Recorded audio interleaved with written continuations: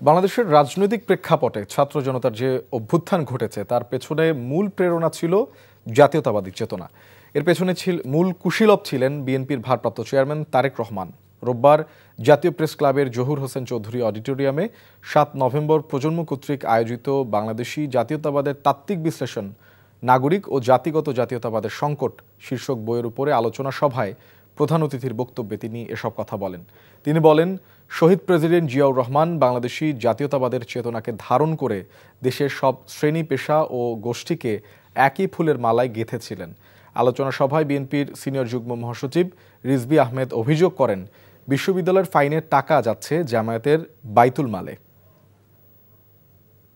ছাত্র জনতার গণ অভ্যুত্থান ঘটেছে বাংলাদেশি জাতীয়তাবাদের মূলমন্ত্রেই। সেই গণ অভ্যুত্থানে তারেক রহমান নেপথ্যের একজন কুশীলব হিসেবে।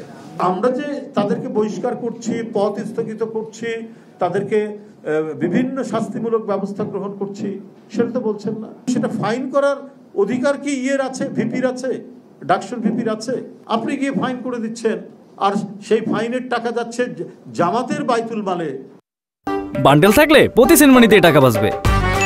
বিকাশ সেনমানি বান্ডেল কিনে জিতুন প্রতি লেনদেনে।